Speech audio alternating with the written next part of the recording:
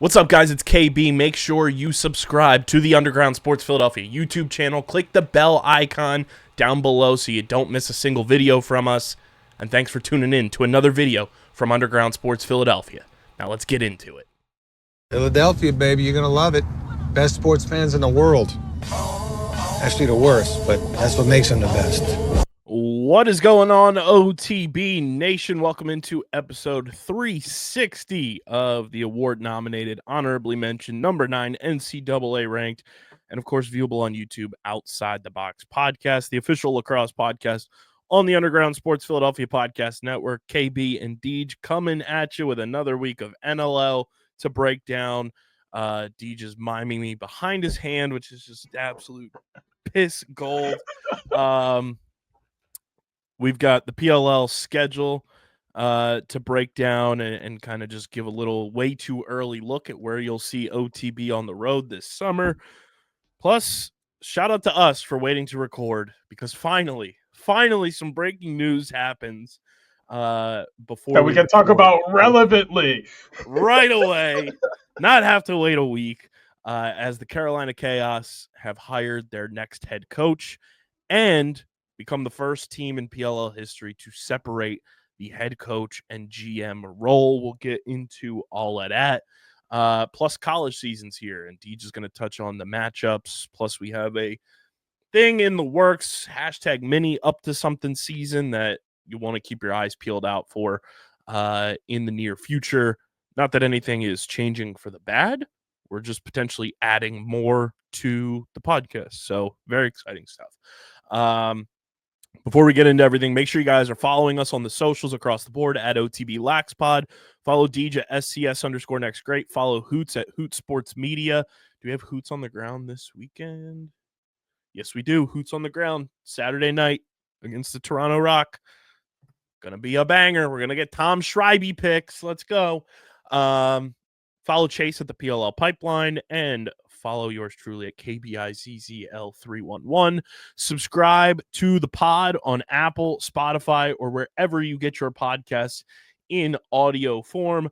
Leave us a 5-star review. It goes a long way for helping this show continue to grow, helps where people find Outside the Box and Underground Sports Philadelphia as a whole, and allows us to continue taking this thing to the motherfucking moon. So keep subscribing, Apple and Spotify. Leave those 5-star reviews. And subscribe to the Underground Sports Philadelphia and Outside the Box podcast YouTube channels, youtube.com/@Underground Sports Philadelphia. That is where you get full video episodes of this show every week, full video episodes of every show on our network, clips, shorts, live streams, original video content. It is all on the Underground Sports Philadelphia YouTube channel. We are ever so close to 1,000 subscribers, Deej. Since we last spoke. What is ever so close? We are 32 subscribers away. Okay. That's close. Who would have thunk the Philadelphia Eagles going to the Super Bowl is good for business? I did, actually. I said that. Same. Shout out Brian for preying on our company's downfall. What it do, baby? But yeah, we're 32 subscribers away from 1,000. So keep subscribing to the YouTube channel. Leave a like on the video. Drop a comment in the comment section. And click that bell icon so you know whenever new videos go live. And like I said, also subscribe to the Outside the Box podcast YouTube channel. It's youtube.com/@OTB Laxpod.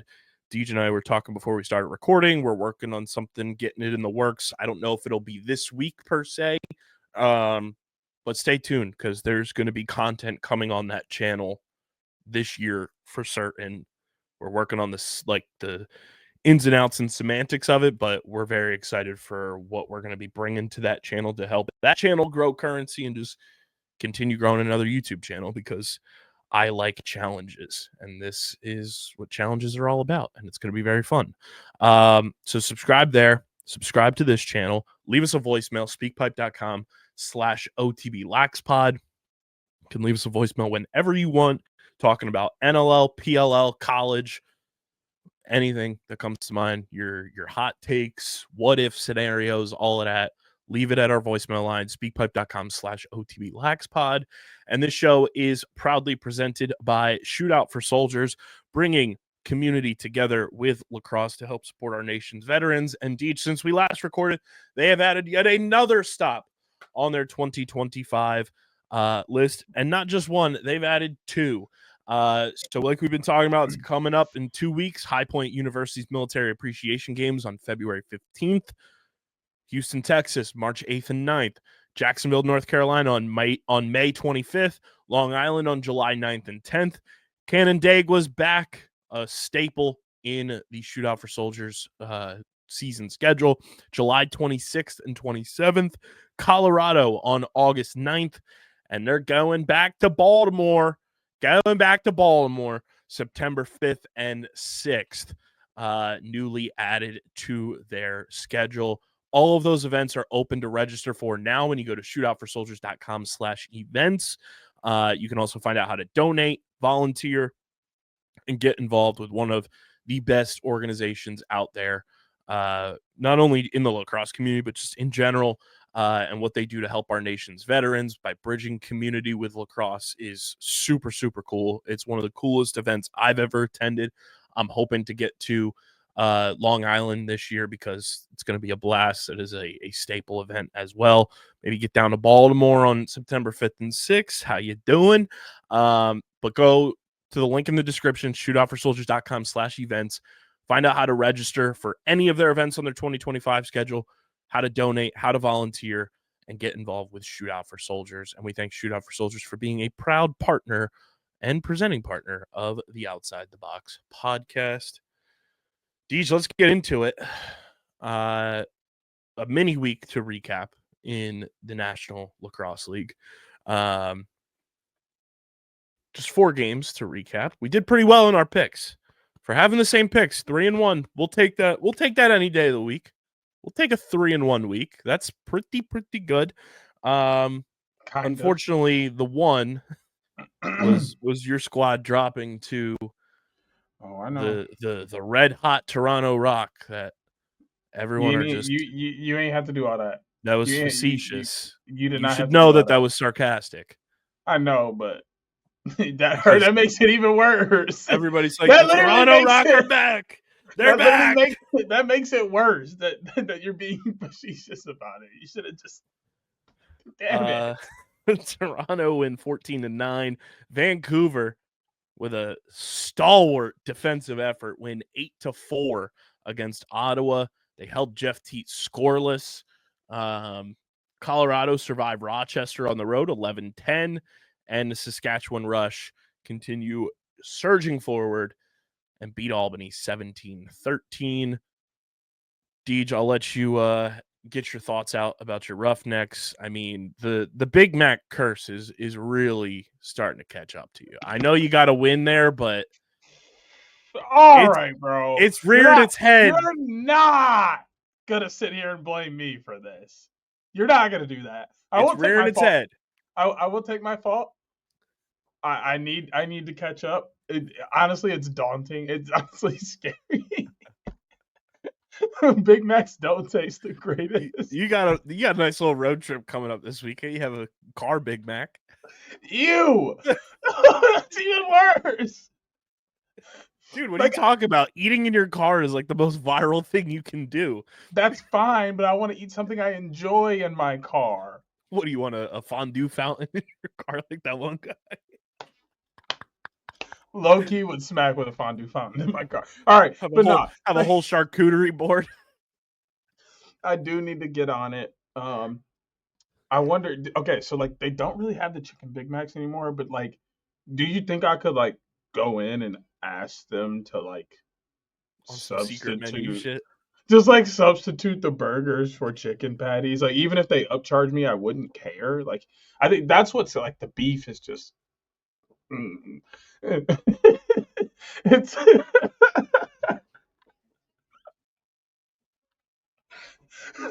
so I'm working on it though. I will take my fault in that. I do need to hop on the train. I need to get to it and eat my Big Macs.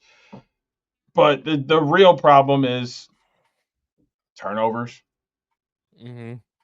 And offensively, this team is looking at 2-3 guys to carry. We need the contributions from Hayden Dixon, Tanner Cook, Tyler Pace, Ethan Ticehurst. Like these other pieces of the team have to step up and fill in. Kind of what that's what this team is used to seeing. That's what this team is used to having. That's what fans are used to watching. At the same time, I talked to this a little bit with Hoots as we were texting back and forth about a certain someone who has dropped some news that has yet to be confirmed, by the way. And just the fact that there has to be something going on in the front office. I mean, you have a franchise coach and a franchise goalie wanting to leave in the same year. It is officially confirmed. Goa Abrams has been signed to a 1-year deal with the Roughnecks. Well, let it all go. We're gonna magically get better overnight. I bet you. No, I'm not gonna be like nice about it anymore. Goaltending was our problem. It's hard to play when you're playing great defense, giving up goals, even though you gave up the best shot you could for your goalie to save. They aren't making saves. And then how on offense are you supposed to stay locked into a game when you know you got to score 1,000 goals to even have a shot at winning? Granted, I don't think the move for Goa is necessarily reflective of Cam McLeod, because Not like that. Colby Bowman was placed on the practice player roster in order to sign Goa. So I just also want to say, who said that the Calgary Roughnecks should sign Goa Abrams going into the season to be the backup? Who's can I be reminded, Deej? Who said that at the beginning of the preseason? That's right. It might have been us right here on this podcast. I brought it to your attention and said, I've seen Goa Abrams in a backup role, and he's a pretty damn good backup. It might have been us. And I said that in August. I'm pretty sure I said he might start. I think that it's exactly what came out of my mouth when you said that. We said that in the summer going into the fall. Like, it made too much sense. So good to know that the Roughnecks front office listens to the pod and potentially just playing catch up on episodes, and they're a couple months late. But well, now that you said it, if you're listening to this one, fix whatever you're doing in there. Because I don't know if you noticed last summer, Kurt Malosky and Christian Del Bianco walked right out of your door. Right out of it. And said, see ya, I ain't coming back. And y'all must have thought Christian was playing or something. Newsflash, he's not. He's playing, just not for you. And it's frustrating because I think Calgary's maybe still undefeated at this point. If CDB's in between the pipes, maybe we drop one, but we're not 3-3. 5-1, 6-0, 4-2 at the very worst. I will say, let's see, list view.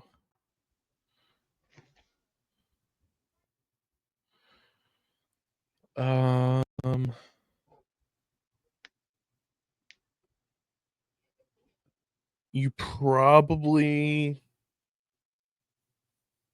I'd say 4-2 is probably like feasible, just from remembering some of the games. But also, on the flip side, you potentially don't get that Dane Doby heater because you wouldn't need it. That's okay. That's okay.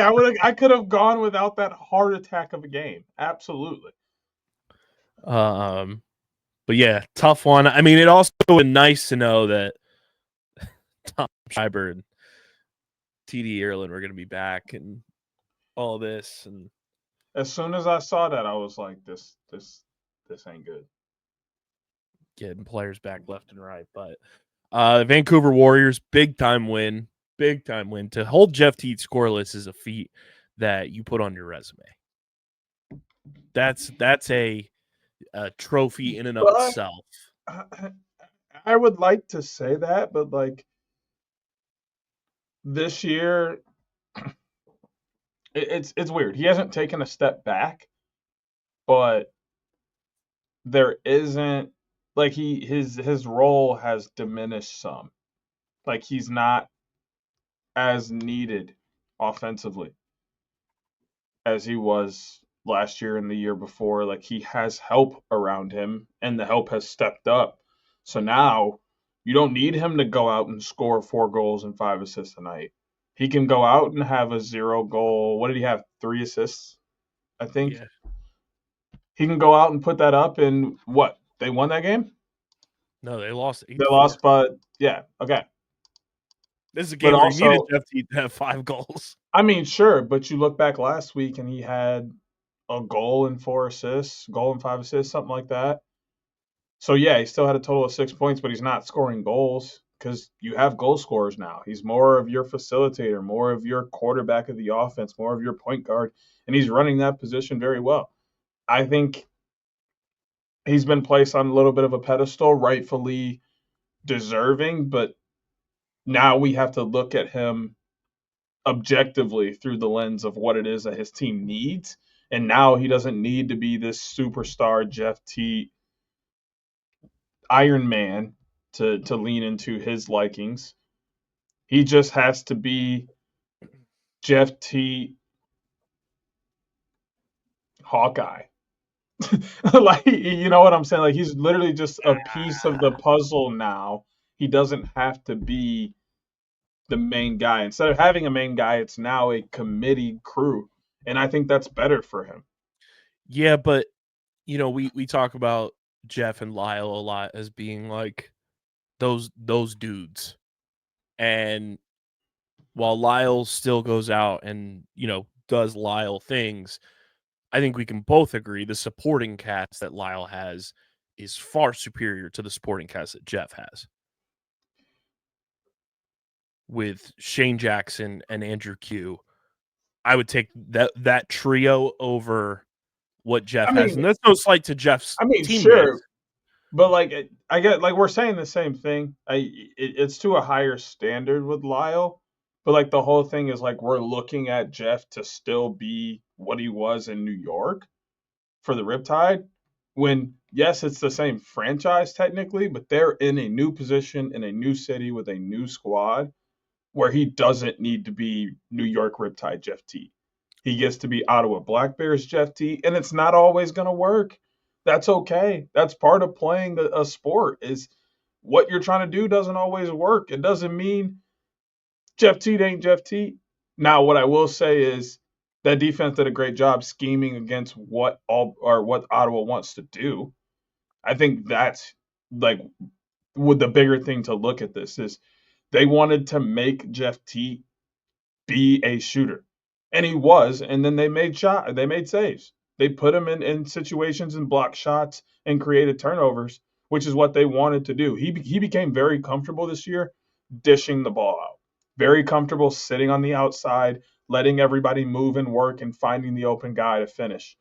They weren't allowing everybody else to move freely to create those opportunities. So it was harder for that offense to get to what they were trying to do. I think this week we probably see Jeff go out there and have 7 points, and everybody's going to go, well, yeah, that's Jeff T. Maybe we were just crazy last week. No, this defense just went out and put together a good game plan and then executed. You better that hope good Jeff game don't have plan. 7 points because he played against your squad. I know what he do. Listen, bro. Here's my thing too with this Objective fairness. like a little look into the preview. What the Calgary Roughnecks do well.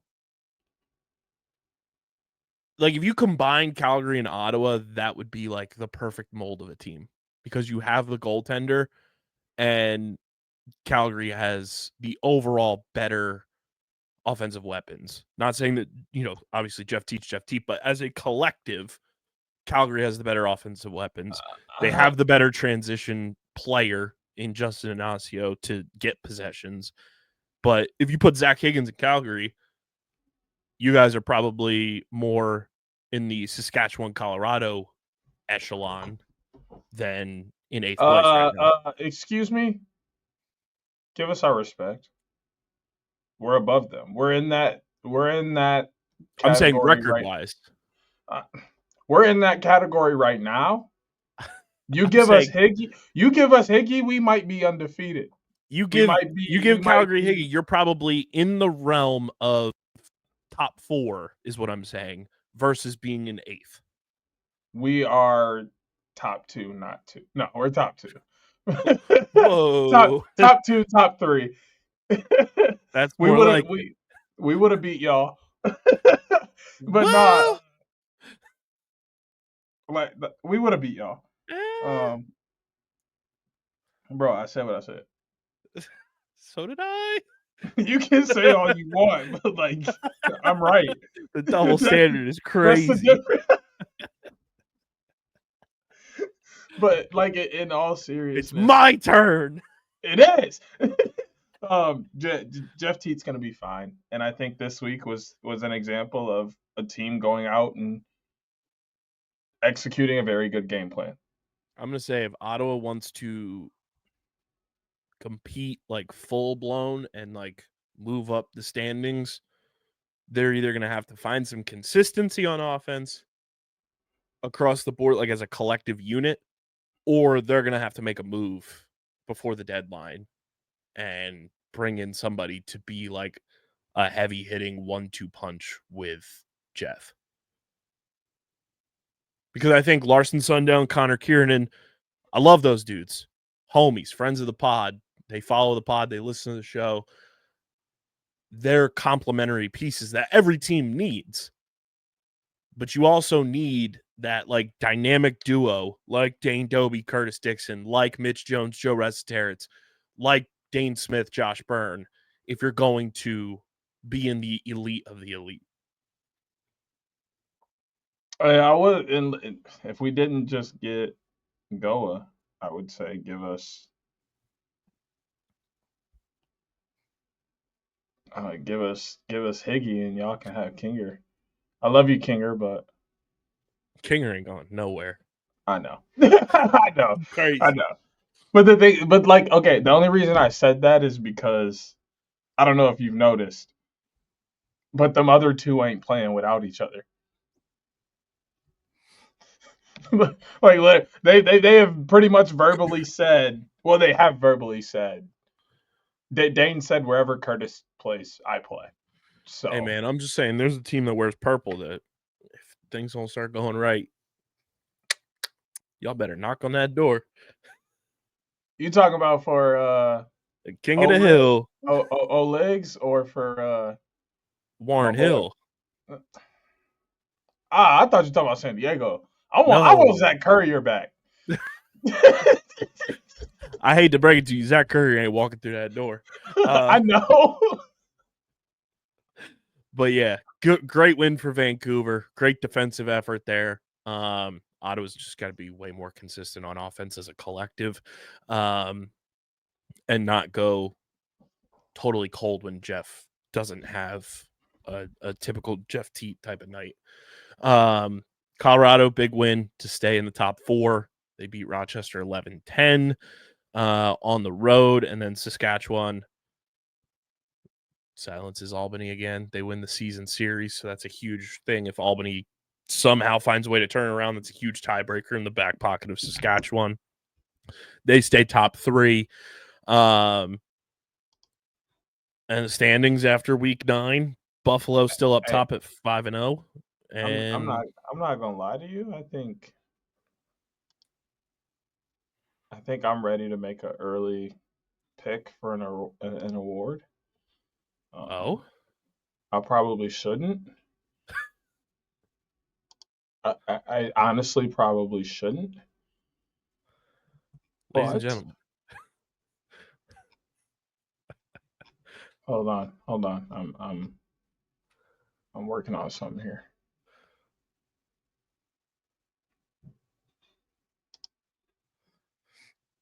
Give me just a second. You might as well go through the standings. Yeah, Buffalo 5-0, Philly 5-2 in second place, Saskatchewan 5-2 in third place, Colorado 5-3, Vancouver 4-3, Georgia 4-3 with a negative goal differential, Ottawa 4-3 with a negative goal differential, Calgary 3-3, San Diego 3-4, Rochester 3-6, Halifax 2-4, Toronto 2-5, Las Vegas 2-5, and Albany 2-6, still with a positive goal differential.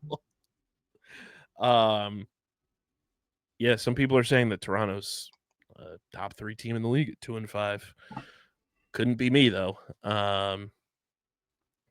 But yeah, I mean, short week in the NLL, so there's that. Before I let you get to your point though, our week 9 recap brought to you by our friends over at Buff. Their winter sale still going on. Shop, link in the description. Shop everything at Buff. Also, Deej, end of February, Survivor Season 48. You already know new buffs will be rolling out. Protect yourself in the cold winter weather. Get all the beanies, the shiesties, the buffs. They've got baseball hats as well for when that weather starts to get a little bit warmer. But protect yourself out in the cold weather and stay warm this winter season with our friends at Buff. Shop their winter sale. Get up to 20% off select items when you shop with our friends at Buff. What do you got for me, Deej? Our man, Derek Keenan. Give it to him right now. Give it to him right now. Coach of the year. Give it to him right now. Whoa. Bro, what was Saskatchewan doing last year? Not this. Not this. I mean, you could say the same about 2 other coaches. Granted, one is a little bit more of a different situation potentially, but I think your 2nd, 3rd, and 4th place coaches are coach of the year candidates right now. With Ian Rubel, with Keenan, and with Coyle in Colorado. I don't think that's out of the question. Colorado had an anomaly of a year last year. I'm not really putting them in the book. I'll give Rubel a shot. Rookie head coach at that. Keenan's at the top of my list right now, though. Keenan's at the top of my list. I'll say those 3, and I'll also, just because of what they've been playing and how they've been playing, like, I think on the outside looking in is Kurt. I could see that, like 4th or 5th. Mm-hmm. Yeah, I could give you that. I still got a little bit of like for the guy. He cool. But yeah, that's something you can leave us a voicemail about. Speakpipe.com/OTBLagsPod. Let's get to our Week 10 preview, Deej. It's brought to you by our friends over at Tomahawk Shades, the best small batch eyewear in the game, from sunglasses to blue light glasses to prescription lenses. They've got you covered. Make sure you're protecting your eyes. We subscribe to the notion that you need sunglasses in this period of the year, this time of the year, even more than you need them in the summertime. They've got you covered with sunglasses. They've got you covered with blue light glasses that I'm always wearing when I'm watching lacrosse on TV, when I'm editing the pods. The sunglasses are a must-have when you're on the road. Deej wears them when he's coaching. We have them when we're out on the road. For PLL, whenever I'm going to Wings games, I'm rocking those bad boys. Use our link in the description or go to tomahawkshades.com or download the Tomahawk Shades app in the App Store or Google Play Store. And when you go to checkout, use code USP for 25% off your next order. Again, that's code USP at tomahawkshades.com or in the Tomahawk Shades app to get 25% off your next order from our friends at Tomahawk Shades. Did the alien just birth out of your throat there? I'm so sorry that y'all get to watch my intrusive thoughts just come through. No, I was trying to start yelling, "I'm Pickle Rick!" Pretty much. I'm just trying not to die over here. Honestly, it's don't do it. As a play-by-play announcer, as somebody who does podcast recordings, a media member, this time of year is the worst time ever for your throat and vocal cords and Pause. and vocal cords and just your respiratory system, because you're doing so much projecting while also being out in the cold, out and then inside in the warm. The drasticness for your sinuses, I'm dealing with all of that. I got a bag of cough drops with me. I'm drinking tea every day. The whole nine, bro. It's ugh.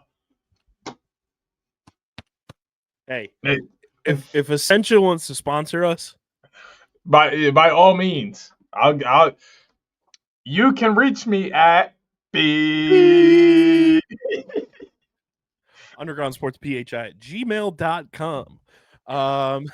Let's get into week 10. We've got 7 games this weekend. Lots of standings implications. 2 games on Friday, 5 games on Saturday. On Friday, 6:30 p.m. Eastern Time, it all gets started at the Nest in Halifax, Vancouver against the Thunderbirds. 7 p.m. Eastern Time in Ottawa, it's the Black Bears and DJ's Calgary Roughnecks. And then we've got an upstate New York battle, a rematch of last year's NLL Finals. The Albany Firewolves head to Banditland to take on the Buffalo Bandits. And then the Rochester Nighthawks come to Philadelphia to take on the Wings at 8 p.m. Eastern Time, followed by 9:30. It'll be Toronto at Colorado with some hoots on the ground. 10 p.m. Eastern Time, it's Georgia at Las Vegas. And then also at 10 p.m. Eastern Time, Saskatchewan at San Diego. San Diego finally said, oh, we need somebody to take faceoffs for us. They signed James Riley this week. Shout out to the boy. Deej, what are you looking forward to this week in the National Lacrosse League from these matchups? I'm hoping that I'm able to find some kind of time to watch some lacrosse this weekend. Honestly, I'm probably going to be watching on replay, which I really hate doing, but I noticed that the people love when I live tweet the rewatches as if they're live. So if I end up watching on replay, y'all are getting live tweets, just to let y'all know. But this weekend is blockbuster. I mean, Vancouver going into Halifax. Halifax needs a win. Vancouver looking to stay pace with the top of the league and prove that they have everything to be successful. Sign me up. Obviously, I'm locked in for Calgary. They need all the support they can get, and hopefully, no disrespect to my boy Cam. I love you, but I would love for Goa to be in between the pipes come Friday night. I doubt it, but we'll see who steps out there tomorrow. Buffalo looking to stay perfect as they have been all year. And then the rest are kind of indifferent for me in terms of who's to watch. I would love to see some Georgia. I obviously love watching Lyle Thompson, but there isn't anything eye-popping about the rest of the matchups. Obviously, I'll be in Philly on Saturday night against Rochester, and Will Shipley is going to be in the building, which is going to be awesome. Former top 25 lacrosse recruit, now going to the Super Bowl with the Eagles.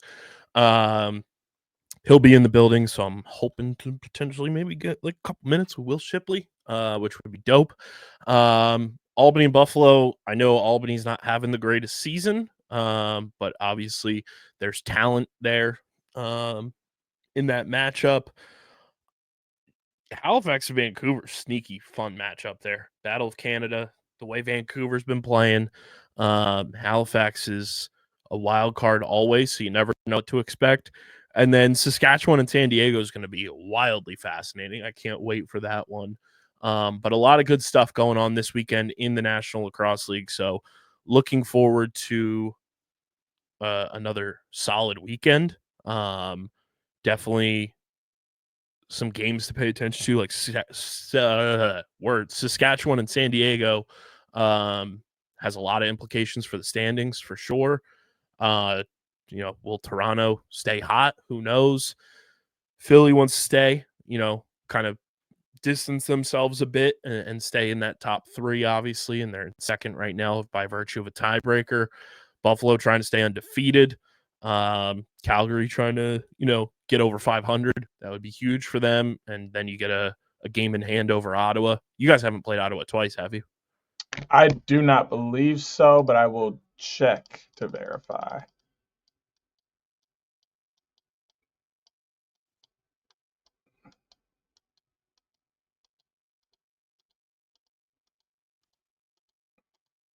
I don't think.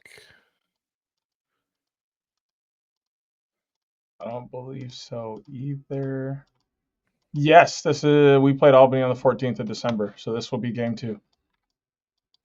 I'm talking Ottawa. Oh, sorry. I don't know why I had Albany locked in my head. This is our first matchup against Ottawa. So that would be huge to get a game in hand there. And then Vancouver, Halifax, I'm definitely looking forward to that one. It's going to be electric, no pun intended. But shall we head on over to the pick pond and dish out our picks of the week? We both went 3-1 last week in our picks, which puts our collective standings as follows. You are 31-18 going into this weekend, and I am 23-26 going into this weekend. So not too shabby, but let's head on over to the pick pond, feed some ducks, and dish out these old picks of the week. It's the Week 10 NLL Picks of the Week, brought to you by Kenwood Beer, the official beer partner of Underground Sports Philadelphia. It's a refreshing light beer, just 4.1% ABV, 120 calories, just 8 grams of carbs. Go to kenwoodbeer.com. Use the Kenny Finder to see who's got Kenwood Beer on tap in the Philadelphia, Pittsburgh, Maryland, New Jersey, Delaware areas. Get some Kenny's for the big game, guys. Official beer Philadelphia. It's a celebration worth having. Go get some Kenny's for the big game. You can also find Kenwood Beer at your local liquor stores in those previously mentioned markets. Again, that's kenwoodbeer.com. Kenny Finder. See who's got it on tap. See who's got it at your local liquor stores in your markets. Must be 21 or older to do so. And of course, please drink responsibly. Deej, we start at the Nest in Halifax as the Warriors come to town to take on the Thunderbirds. I find it difficult right now to pick against that defense of the Vancouver Warriors. Adam Charlamby's playing out of his mind. And they're just playing good team ball right now. And I know it's a hostile environment. I know it's a difficult place to win. But I'm going to go with the team that's playing better overall team lacrosse right now. Give me the Vancouver Warriors to pull the quote-unquote upset on the road against Halifax.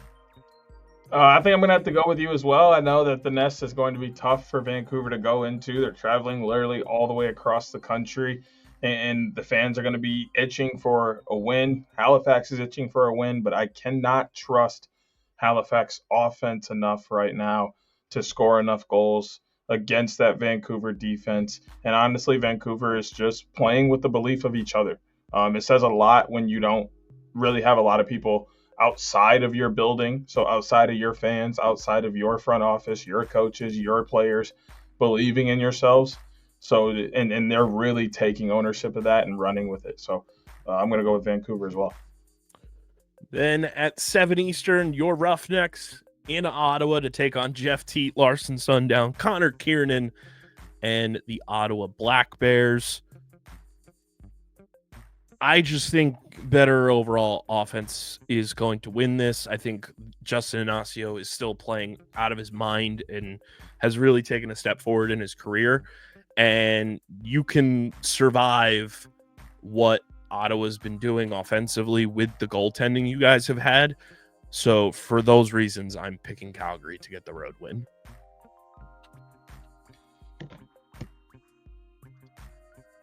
I mean, this is beef like beef. Like, part of the reason why I had to let go of my fondness of Ottawa is because Calgary, Ottawa is like Ohio, Michigan. They're too close. There's too much beef. It's right there. They're like this. It's all about the bragging rights. Well, the Roughnecks and Black Bears have entered that category.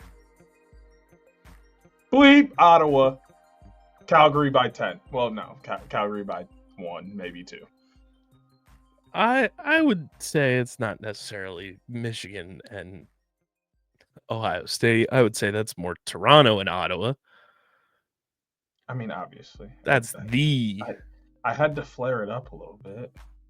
Calgary and Ottawa are 35 hours away. Bro, I had to add a little bit of flair. I know, but you've been on that they're like these like big time rivals. They are. Like, where do you get this from? What Reddit message board are you reading? What is your concept of geography? It's awful. I mean, I got a decent concept, but I honestly, I gotta freshen it. I gotta freshen it up. I picture your concept of geography. It's the episode of SpongeBob, and Patrick goes, "East? I thought you said west." That's west, Patrick. Yes, that's pretty. No, I know my north from my south and my east from my west. I'm actually very good with cardinal direction. Oh, that's funny. The end of the day is Calgary over Ottawa. Rematch of the NLL Finals kicks off Saturday, slate at 7:30 Eastern. I think we are both of somewhat mental sanity, and we're going to pick the Buffalo Bandits to win at home. Yeah, but they show was close to giving it up last week. It do be like but what I will say is this game may be closer than some will think because this is a Tucker Out Lymphoma game. Yes, it is. This is a Tucker Out Lymphoma Cup game. So good point by you.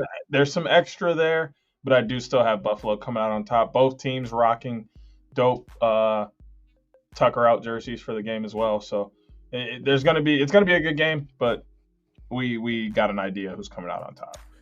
8 p.m. Eastern time, a little bit of a later start in terms of Philadelphia home games, but the Wings hosting the Nighthawks. Guys, Will Shipley is going to be in the building. You got Philadelphia Eagles Super Bowl mojo in the house. Wings ain't losing that game, boys. Bang, bang, Bird Gang, bang, bang. Wings are winning this thing. Yeah.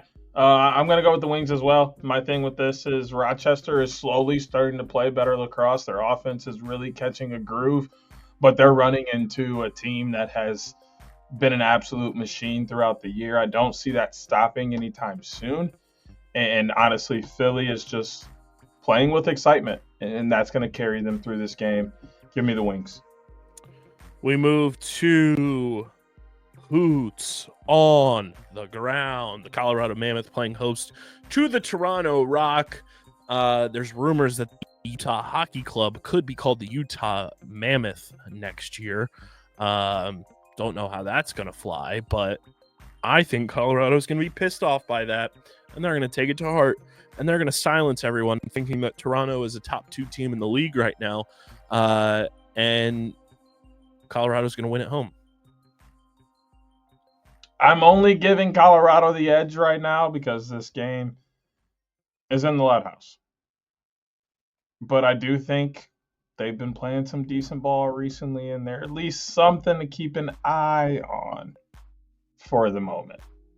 Not that I think they're top 2. They're just somebody to look at. Hutton, I love you. And I know I've been talking about your power rankings here. But, brother, the Toronto Rock are not a top 2 team in the National Lacrosse League right now. Georgia and Vegas at 10 p.m. Eastern time in Vegas. Deej, you know what? I'm kind of torn on this game. I'll let you take this one first.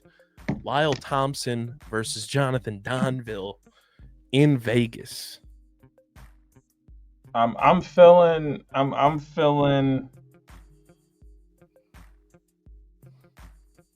boy. Feeling my boy. Give me Georgia. I'm going to take the home team. I'm going to go with Vegas. I like the way their offense has kind of been coming together over the past couple of weeks. Jack Hanna just always finds a way to score. I think Adam Patra is making a case to be a Rookie of the Year candidate. Not saying he's going to win, but he is a candidate for sure. And Jonathan Donville is that dude.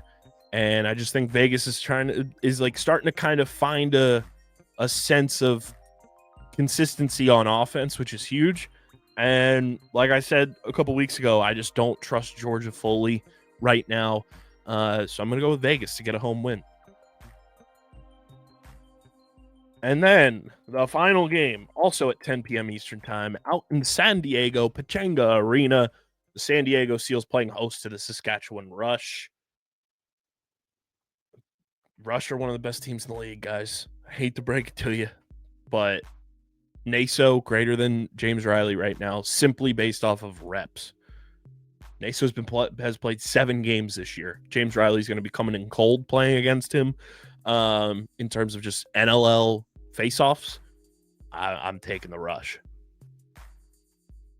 Yeah, I'm going with the Rush here too as well. They've been hot. They've been playing some of the best lacrosse in the league right now. There's a reason that their record has completely flipped from last year. There's a reason that they're in the top 4, and there's a reason why, everybody's kind of worried about the Rush right now. When you look at their history, when you look at their fans, when you look at their team and the way it's constructed at the moment, they could go in and shock absolutely anybody. I think their winning ways continue, and they win another game at home.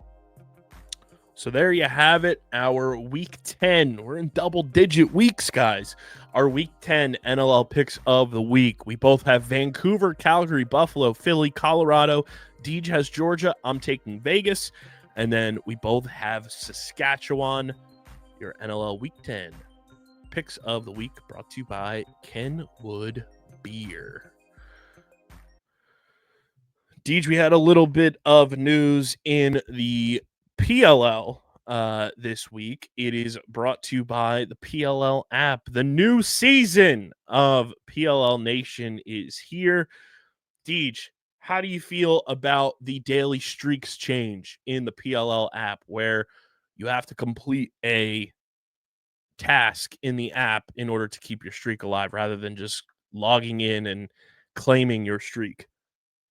I like it. Get in there and do something. Make yourself useful. Don't just be freeloading off the points. Go earn them, just like everybody else. Now, I will say I answered trivia yesterday for the daily bonus, but I guess I did it too early in the morning, and it did not compute in the app system of operations, and I did not get the bonus for answering that Kieran McCardle had 12 assists in the Champ Series last year. It did not register as me completing that task, which hurt me a little bit there. Brendan Coleman, can we get those points on my account? But a lot of new features. I like that you can showcase your badges now, which is pretty cool. So you can showcase different badges that you have because everyone's going to have different ones. Yeah. I like that it shows you when you became a fan of your team if you select a team in the app. I like that there's going to be WLL Pick'em for the Champ Series, just like there is PLL and college. Plus, you get up to the minute news from around the PLL, the WLL, a whole bunch of stuff going on in the app. Download the PLL app and go to the redeem code section. You'll get 500 XP to start this new season of PLL Nation when you use code OTBPOD in the redeem code section of the PLL app. That's code OTBPOD for 500 XP on your account in the PLL app. Deej, we will start with the 2025 PLL schedule being released because that came first. How are we feeling about this season's PLL schedule as follows? It's looking something like this. A lot of staples still on the schedule from years past. We will start in Albany yet again, a tradition like no other. Then we will go back to Charlotte week 2, Philadelphia week 3, Baltimore gets the week 4 spot, so it moves up from August to June this year. San Diego, week 5. All-Star weekend shaping up to be 4th of July weekend. Chicago, week 6. Gang. Fairfield, week 7. Salt Lake City, week 8. Denver, week 9. And Boston, the regular season finale. The dates for everything: May 30th and 31st is Albany. June 6th and 7th is Charlotte. June 13th and 14th is Philly. Baltimore is June 21st and 22nd. San Diego is June 27th and 28th. Chicago Gang. is July 11th and 12th. Fairfield, July 18th and 19th. Salt Lake City, July 25th and 26th. Denver, August 1st, 2nd, and 3rd. And Boston, August 8th and 9th. Deej, how we feeling about the 2025 PLL regular season schedule? I'm happy that we're back in the Midwest. Let me throw that out there first and foremost. That's huge. Getting back over to this side of the country. We love lacrosse here, man. And yes, I am coaching that weekend, but it is only an hour and some change from the Northwestern facilities. And the games are at night. Yeah, a lot of night games across the board this year, which is So an I don't interesting twist. I only coach Saturday, Sunday. So that means Friday night I'm in Chicago, I'm at Northwestern, it's happening, I'm there for sure. Saturday is the questionable piece. Right now, I'm leaving Chicago Saturday morning, driving back to Michigan an hour. It's about an hour 15, coaching, leaving there, going back to Chicago for the night games, and then leaving Chicago in the morning to finish coaching, and then going home after that.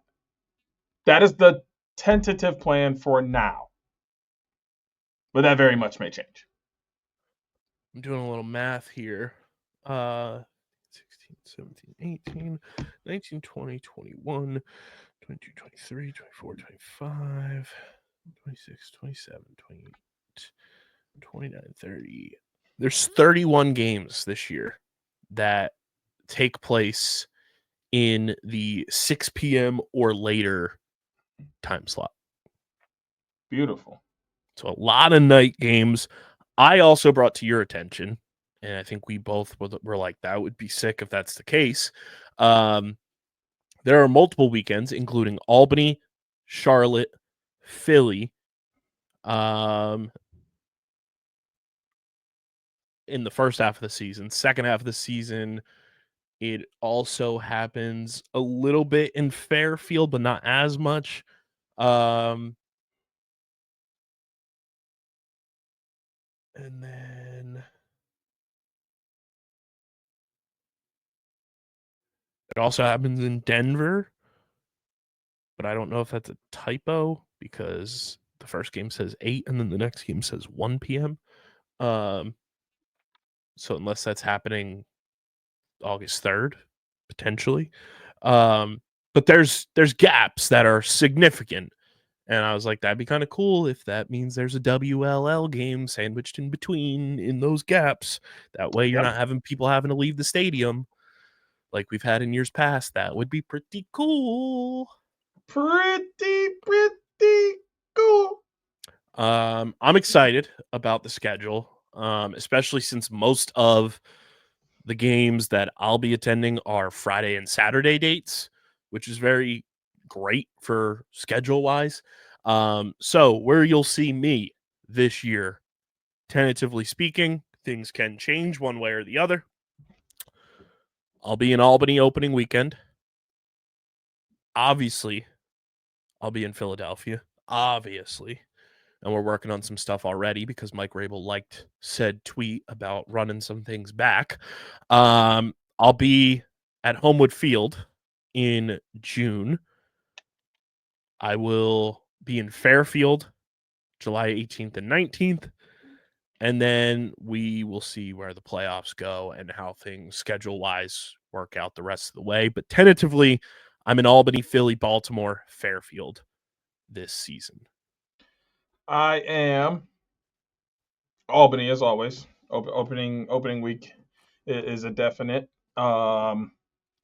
Chicago is happening. Chicago's happening. I will not be in Charlotte. I most likely will not be in Baltimore or Philly. I have a feeling I'll be coaching most of those weekends. There's a slight chance I do All-Star Weekend, depending on where it is. I'll tell you, if it's in Louisville again, I will probably make that 5-hour drive because I have nothing else to do July 4th weekend. There's a slight chance I make it to Denver. Hoots, we'll be talking. We talked about this last night. I was thinking about San Diego until a The lot math happened. started mathing. Start mathing real fast, and I said,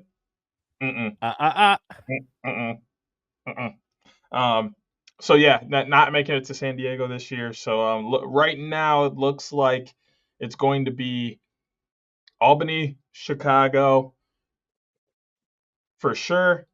All-Star, Fairfield, and Denver are all maybes. And then playoffs will of course be on the docket as well. Yeah, so a lot is happening this PLL season. We're very excited about it.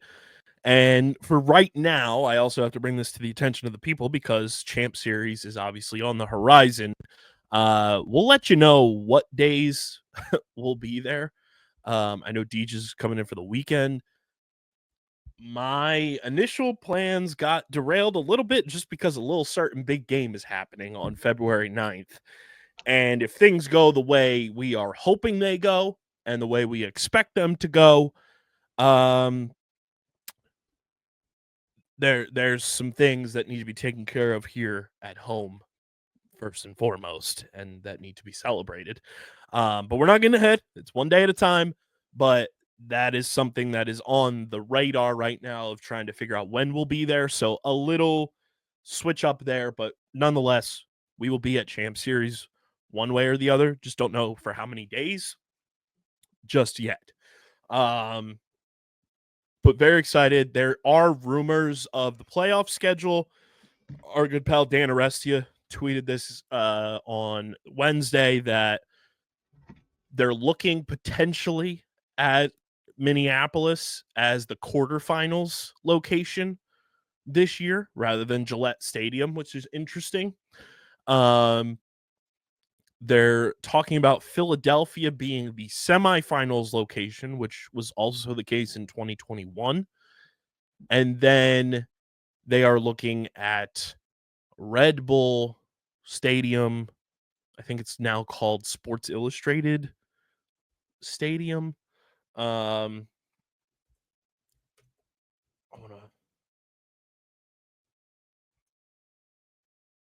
Sports Illustrated Stadium in Harrison, New Jersey, which would technically be New York, as the finals location, which is a stadium that the league went to in 2019 for a regular season and for the semifinals of the playoffs.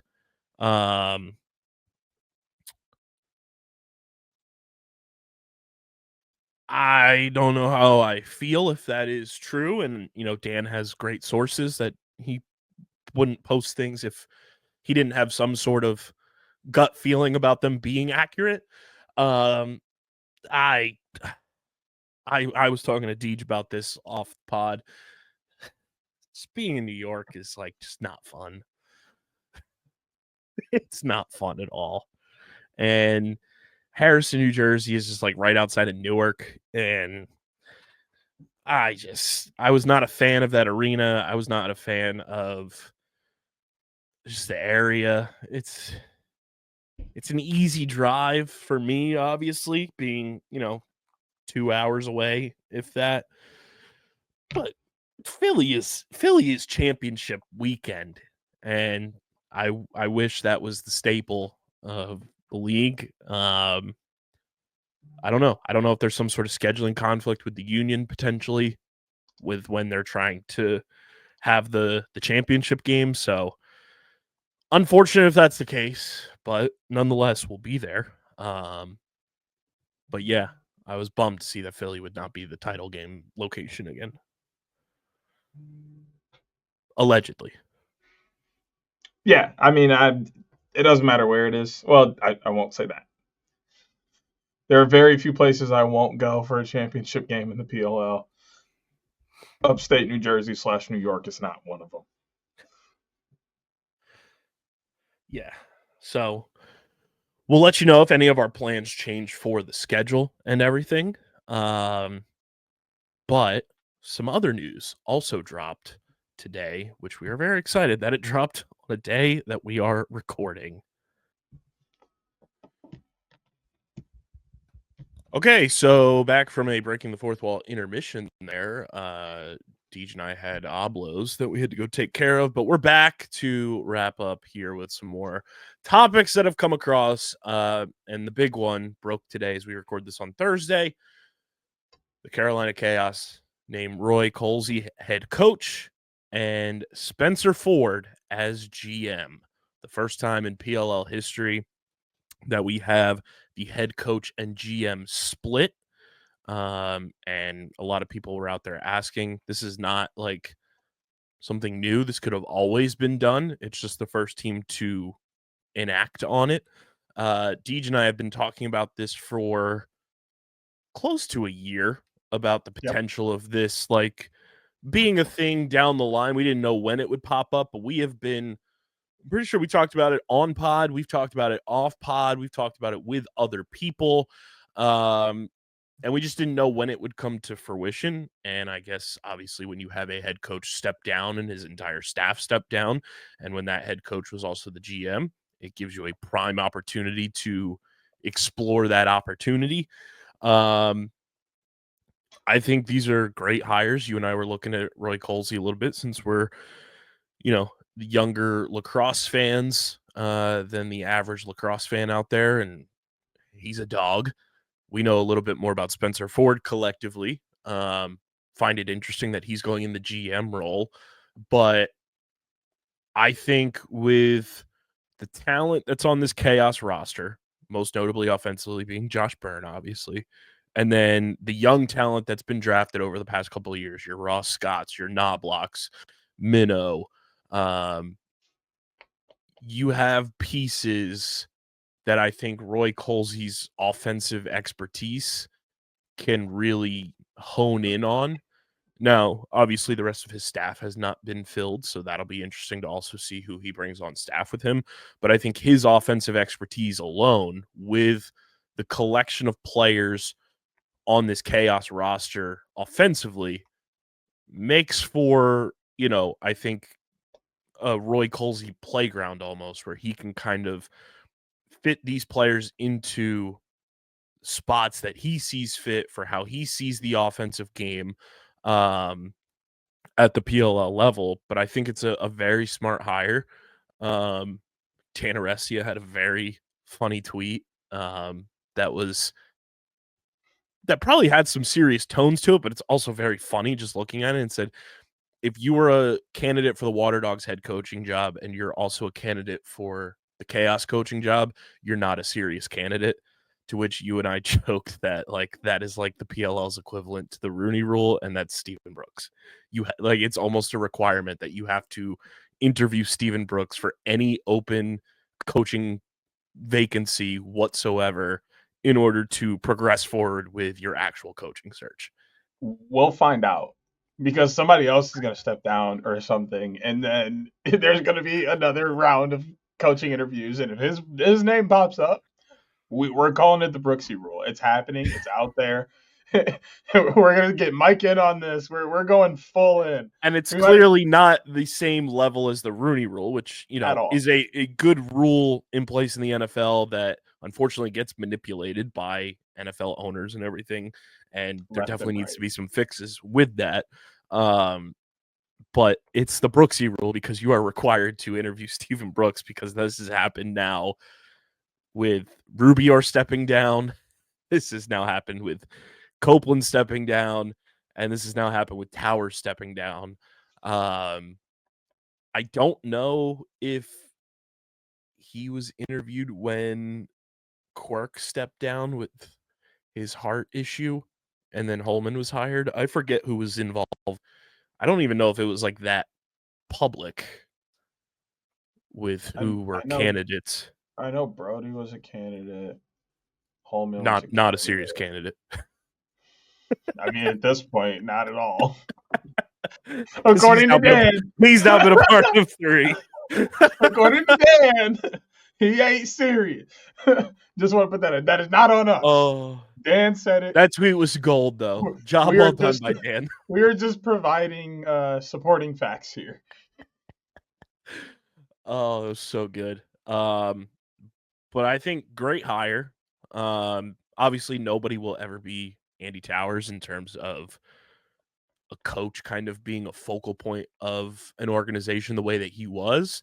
He did respond from his new /old /previous Twitter account that he now full-time utilizes because the Andy Towers PLL account no longer exists. RIP to any interaction we had there with AT. Said great hires. Good luck. You have a great group of players and the best fans.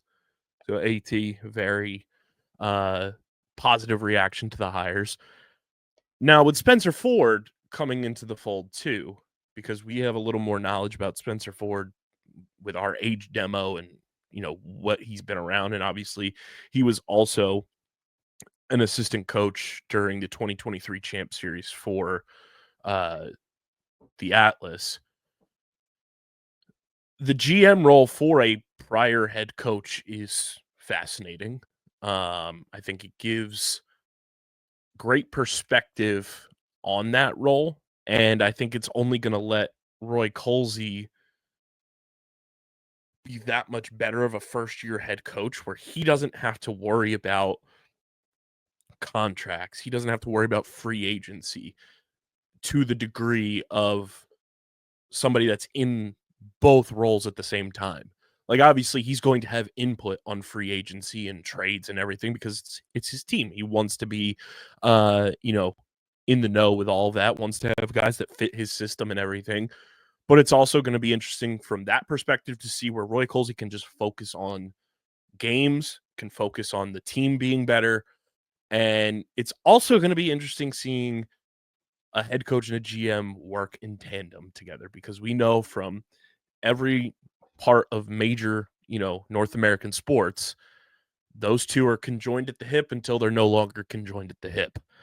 And typically one of them gets axed before the other if things start going south. I do find it's so fascinating to see this for the first time in the PLL and what it will mean for Spencer Ford and him taking the GM job. And I'm not saying that, Spencer Ford's going to be one and done in a GM role, but I wonder if things down the line where it's does Spencer Ford want to coach again? How does that impact, the coaching candidacy there because he went to the GM role? Does it make sense for him to go back to coaching? It's a fascinating thing to just kind of sit and ponder on. But I love that we finally have the split that you and I have so openly talked about for so long. And I think it's two great lacrosse minds going to a brilliant organization that's littered with blue chip future Hall of Fame talent. Yeah, and I'll touch on Spencer Ford first. He's been in a unique position, kind of checking off so many boxes in the lacrosse world. He's been a coach on multiple levels. He's been a player on multiple levels, and now he's a GM. So having those experiences and then looking at the talent and being able to evaluate it in multiple different ways, he gets to look at the talent and go, okay, if I was playing, I would want to play with this guy because of this and this and this. And, I would want to add, this kind of player to the team for this reason. But then he's looking at it as a coach as well. Okay, we have this guy who's, performing in this way along with this guy and this guy. What can we add to this from a coaching standpoint that would make this even better? And then that's kind of where his GM thoughts, decisions, and path will end up being, is a combination of being able to look at the game in so many different ways and find the right puzzle pieces to put together, a championship contending squad almost every year. And I would argue it starts this year if they're able to sign most of the, re-sign most of the free agents and have a good draft. So I think GM wise, this was a very smart decision. Very happy to see, the GM position become a thing. I think it really allows coaches to coach. They don't have to worry so much about roster and who's on what designation on that roster, draft picks, trading, and all of those things. It's now not on Roy's hands. Roy just has to worry about going out and winning as many of his 10 regular season games as he can, get into the playoffs, and win 3 games, maybe 2, depending on if he gets a bye. That's a lot simpler than having to do the X, Y, and Z's on top of that. So that piece is going to be amazing to watch, and the fact that we've never seen it before, so it could flourish right away, or it could take some time to develop, and this is going to be the tester. And I don't think there's a better team than Chaos to test something like this. I think it fits right into the motto of their team and the way that culture has been for the last 5 years. Like, it's a very up and down team that has been through a lot of chaos. So why not go through a chaotic change with this team? And the fans are going to rally behind it. They're very loyal supporters, and the Red Legion has done great in supporting Chaos. So I don't expect that to change. As far as offensively or coaching wise, I look at this in 2 ways. The offense is scary right now, even without all those guys signed. The guys they do still have signed, with that guy coaching them, it doesn't even matter who he signs at offensive coordinator. I'm sure it's going to be someone great, to not only see the same thing. Has to interview Brooksy. Yes, but and probably Brody Merrill. Now, what are they doing in the Carolinas? Why would they do that? DJ, put your Brian Windhorst fingers up. Probably Brody's on that list too. But now, why would they interview Brody? But yeah, like it kind of doesn't matter who he puts there, because he himself is going to be able to, create amazing things. But it's going to be someone who's great, because they're going to have to be able to see things he's not seeing. They're going to see the same things he's seeing. But if there's someone there that can see things he's not and sharpen his brain and the team at the same time, it's only going to make that better. And then the other piece on this for coaching at head coaching is, I'm sure he can coach a defense and can, put them in the right scenarios in the right places. But this team could get very scary with the right defensive coach. Like this team could be preseason. We're talking put them at 2, put them at 3, maybe even 1, because they already have one of the most athletic and performing and unified defenses. I think that's one thing that is lost on the PLL in general, but specifically Chaos, is how tight knit and how much chemistry that defense has with each other. They all know where they're going to be. They all know each other's favorite moves. They all know the little antics and things they're going to do. They all know each other's voices. Like that blindfold thing, or like where you're like staring straight and somebody says your name and shit, they'd fly through that thing like it's nothing. They're so connected to each other. So to get somebody in that can work with that connectedness, and then also put them in the best positions to showcase their individual skills, is going to blast his team to the moon. Now, before everyone tries to come at us and be like, hey, you idiots, Spencer Ford was a GM before. I know. I was getting there. Shut up. The thing with Spencer Ford being a GM before is that when he had the title of GM, it was with the Bayhawks from 2010 to 2015. We can all, as a collective, say the sport of field lacrosse has evolved exponentially since the 2010-2015 MLL seasons. Now, in the GM role in 2010, 2012, and 2013, he was an MLL champion GM, and he drafted 11 All-Stars, including, in 2015, drafted the late, great Callum Robinson. He was also, this is another role that I would be very intrigued if it ever comes into the PLL. He was titled the Director of Player Personnel, which we see a lot in like the NFL and like MLB in particular. But he was the Director of Player Personnel for the Atlanta Blaze from 2016 to 2019, drafted 4 All-Stars, and the 2019 Atlanta Blaze led the MLL in scoring and made it to the postseason for the first time in club history. And then obviously with the head coach of the bubble Philadelphia Barrage in 2020. He's got an eye for talent, Spencer Ford does. To draft 15 All-Stars over the course of a decade is pretty damn good in the sport of lacrosse, I would say. Now, the thing that I think is going to be fascinating for him, because I think his only PLL like soiree was that assistant coaching role under Brooksy in the 23 Champ Series, is how he uses his GM brain to find talent that now fits the speed and the play style of the PLL versus what it was from 2010 to 2019 in the MLL. That's going to be fascinating to watch how his brain works in this draft, because let me pull up here what the draft situation is for Carolina. So they pick 5th in the first round.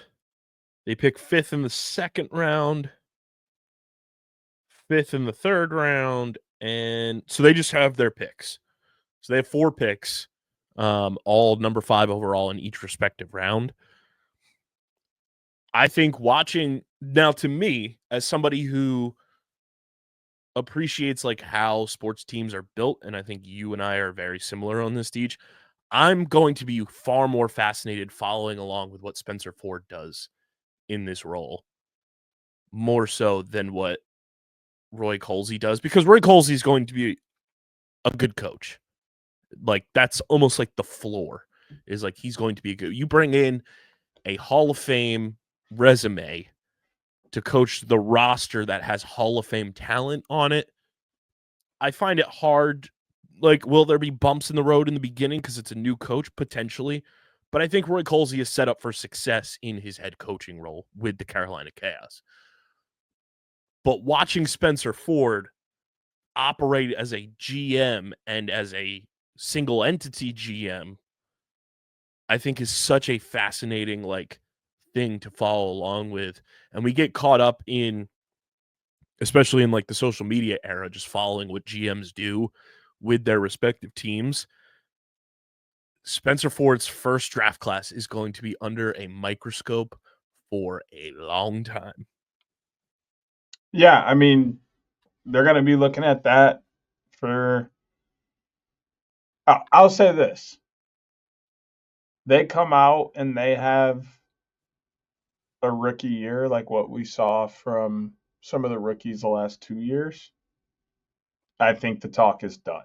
Well, I wouldn't say done. I think it's quickly shifted to, okay, I want my team to have a GM. I think this is a smart idea. He's doing a great job. Those guys start slow. There's going to be a lot of, what is he doing? Why did they do this? Well, I hope my team doesn't get a GM. So it's good or bad. It's just. Which I also think, pending on the round that those players are drafted, whether, I think first and second round will be a lot more dialed in the first 2 years of their career to see how they get to the flow of the PLL. And I think just the the positional drafting in the third and fourth round to fit this roster in particular is going to be looked at a lot as well. I'll say second rounders get a pass. For whatever reason, a lot of people don't look at second rounders like they should be like that good. A lot of second rounders just get like over the head, like whew. Some of them have some really bad rookie years. What are they like? Woo.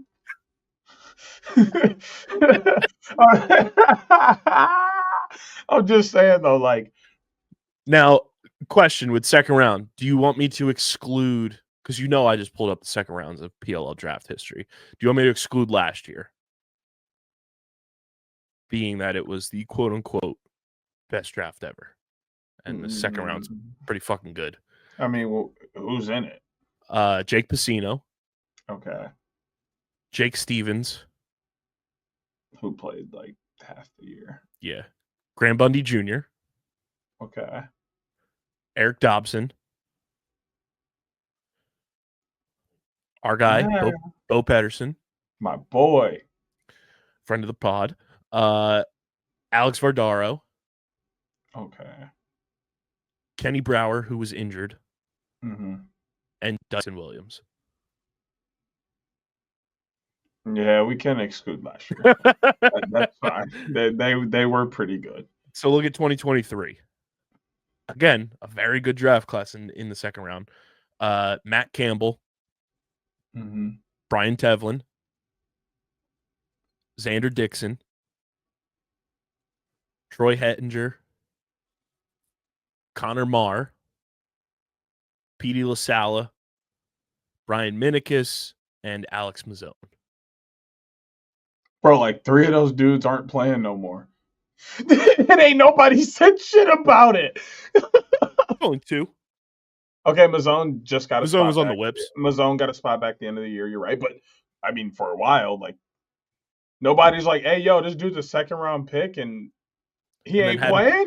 Had one of the most insane plays in the championship game where his head fell off his stick and the goal didn't count. But yeah, I mean, you look Matt Campbell, Tevlin, Xander, Connor Marr, who's a 2-time champ.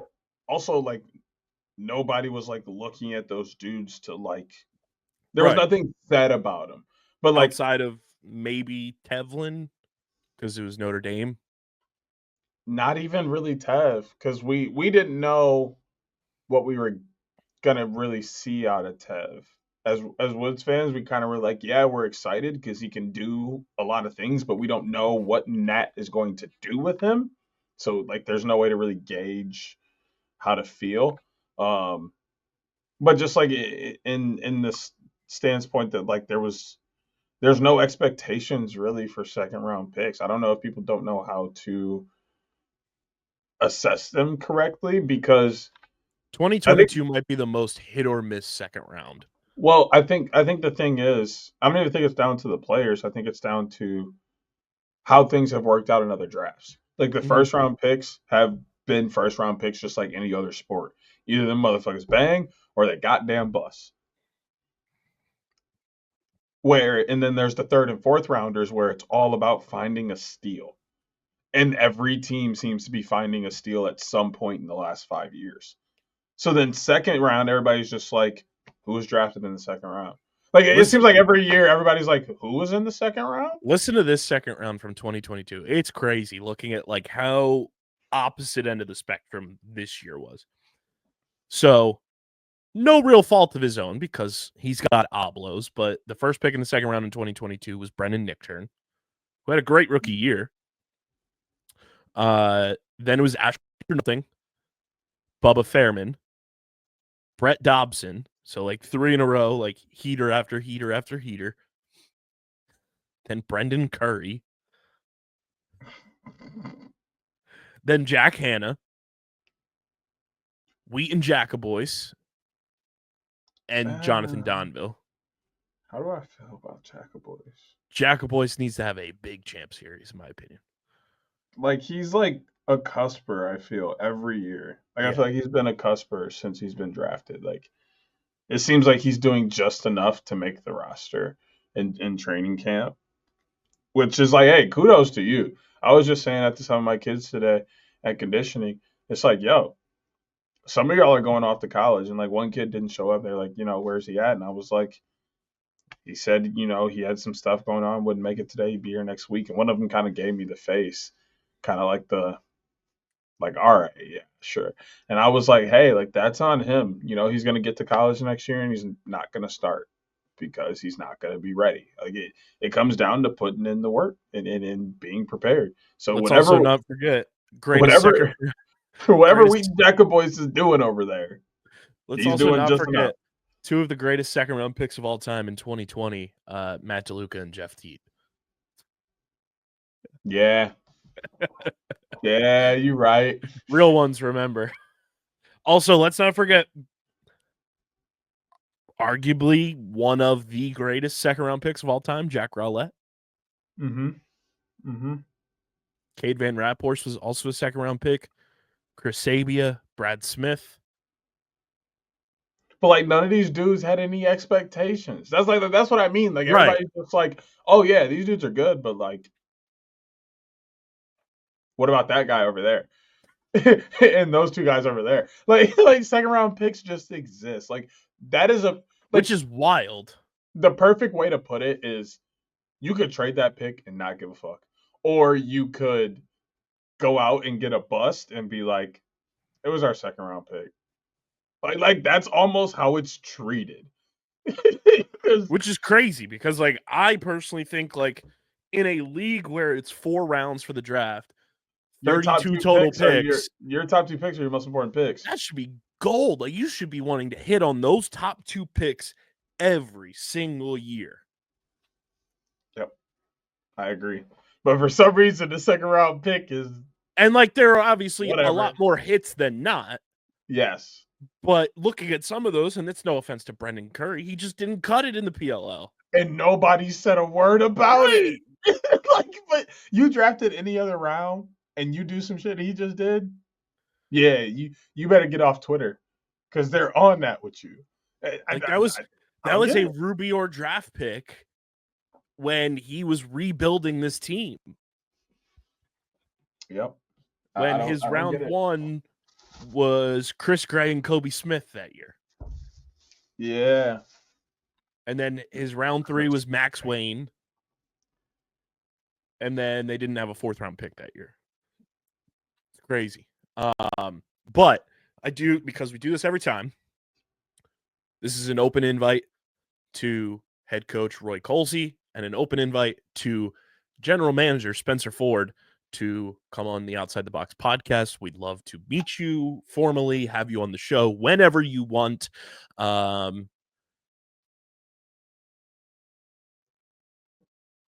chance we get him on OTB radio. Chaos aren't in the champ series. That doesn't mean they won't be there. Well, if Spencer Ford's a good GM, he's going to be out scouting college games. Or he's out scouting the champ series.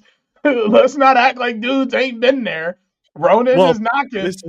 Ronan said, hello, KB, you remember me? Speaking of which, I got to hit up Ronan Jacoby. We got to get him on the show soon. But yes, this is an open invite to Roy Colsey, Spencer Ford.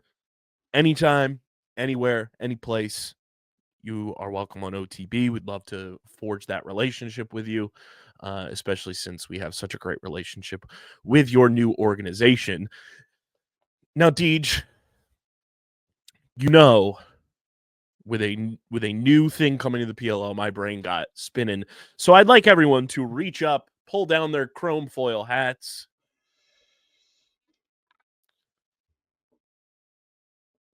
Two things here for you. Number one, which team and when is the next one to split the head coach GM role? And in a branch off of that, which team do you think it would benefit the most to have that happen for? And number two, I genuinely don't know if a certain friend of the program ever wanted to genuinely leave his former franchise. And I think he would be amazing in the GM role with his former franchise. I think Andy Copeland would be a phenomenal GM only for the Water Dogs. For a second, I thought you was talking about AT, and I'm like, hey, pair him up with that boy out west, and they might go crazy. But And I think honestly, I'm putting AT back on the sideline. Put my boy Nat in the GM spot. That team's going crazy. Talk to me. I think Cope would be a phenomenal GM only, because when he was in the coach GM role, we on this show and a lot of our constituents talked about how Andy Copeland was like an S tier GM, and the proof is in the pudding. I think if the opportunity ever arose and he wanted to do it, that would be awesome for the Water Dogs, especially with, you don't know how long Tierney's going to be the head coach for, simply based on his age. And then you don't know who the next coach will be. What a prime thing, especially knowing that all of the players on this roster love Andy Copeland. When you have a relationship with your GM as a player, I think that's a great thing. I would love to see that. And I don't think there's any ill will between Tierney and Cope. So I think that would be awesome if he ever wanted to do that. But which team do you think implements the split of head coach GM next? And it doesn't have to be the same team. Which team do you think benefits the most from a head coach GM split with the current state of their organization? All right, let me start by saying I'm going to work backwards here. Okay. Obviously, chaos off the board. They Correct. already have one. Maryland, Whipsnakes, no shot. I think Stags is And great at both. And listen, I say that because Stags been getting off since 2019, bro. This man low key ain't lost a trade. Nope. Like I can't even like. It's not fair. He's on a different stratosphere when it comes to putting that stuff together. The I closest don't he's think come to losing a trade is a trade being like equal. Yep, and I'm gonna say this, and before I say it, I'm also gonna say the California Redwoods. I put them here because Nat is very good at the GM thing, but he does not want to be done coaching.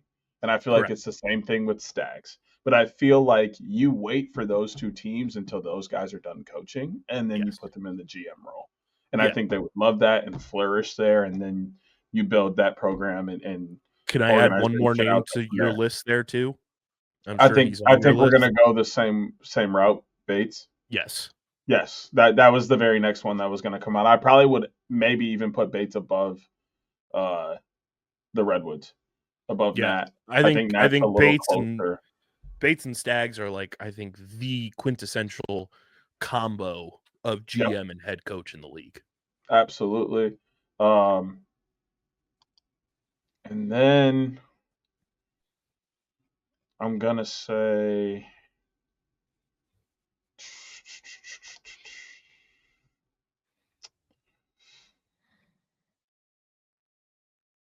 I'm gonna say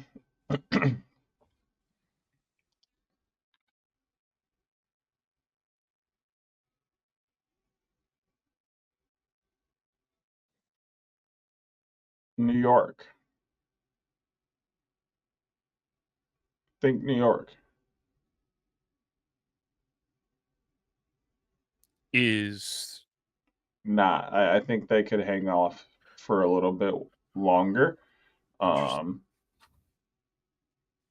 I'm going to say Boston first. I think just because they have a very well-constructed team, and I think Brian's good at their GM locker room their locker room is very connected. So there's not a lot of GM things he has to do. So that also makes it easier for him to be a GM, is because there's not a lot he has to manage. So I think they can hold off, and then I would go New York. I think I give the edge to Pressler over Sudan in some GM mindset, mostly because Pressler hasn't had to do too much there. Um, and I'm just not a huge fan of some of the moves that I feel Sudan has made.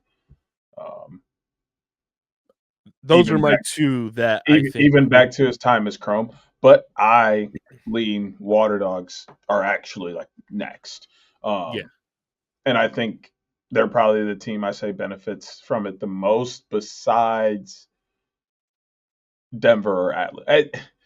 I say maybe even Atlas benefits I more was than gonna say Denver. Atlas simply because you remember the quote from last season, like early in the year. I think it might have been like Albany weekend. Pressler saying the hardest role in the PLL is the GM role. Yep, I was thinking that, and I was just thinking like if he has the time to like coach Mm-hmm. and fully coach, I think it benefits them better. I think they get a little bit better because I feel like they've been just like this far away from where they really want to be. And I think it's because some of their time is taken away by the GM things that he has Mm-hmm. to do. So that's why I leaned like because like realistically, he's good enough at the GM stuff to not have to do it or to not like have them split off into another role, but they would benefit immensely, and so would the Water Dogs off the simple fact of everything surrounding that coaching carousel that is bound to get moving again at some point. Yeah. But then it really just ties back to I think every one of these teams benefits immensely from having a GM because it allows the coaches to be coaches.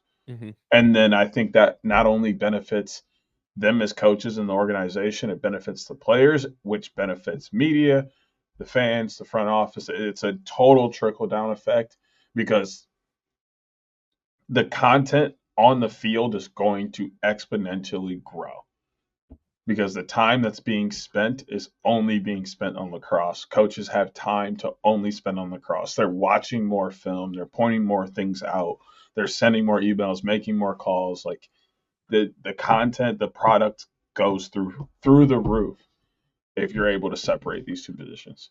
I think the Atlas would benefit the most, 100%. And I'm not even like including the Water Dogs in that because I said I think they would benefit exponentially.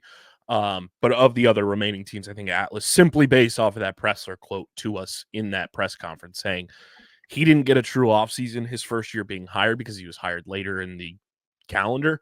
And the hardest role in the PLL is the GM role. And I don't think it's one of those things where like he doesn't think he's capable of doing it. I just think if he was afforded the opportunity to bring somebody in to do it, he would be a much better coach. And I think he would admit that. Um, but yeah, it's going to be fascinating. And I just had this other idea too. When do you think we see a major four sport GM come into the PLL? Because I think Uh, that could potentially be on the table. Not saying it's like a immediate thing, but my brain immediately went to the Water Dogs coaching cycle and how cool would it be if Bill Belichick was a GM in the PLL? Bruh, the first time.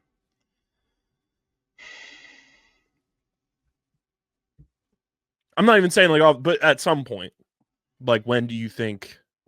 Like, do you think it's plausible that we could see either an NFL, NBA, NHL, or MLB GM come into the PLL at some point and be a GM for a PLL team? Because I think it's possible. Oh, I think it's very, very possible. I think that's extremely possible, actually. Like, it Like would be to, fascinating to see them come in from multi-million-dollar salary caps to working with a PLL salary cap and how their brains would work. and I think they would cook. they Yeah. would cook and this sport takes off. Like The opt-out clauses and the void years and the and I think crazy incentives would be off the charts. I think it brings over some fans just by Mhm. name, you know, from people knowing people.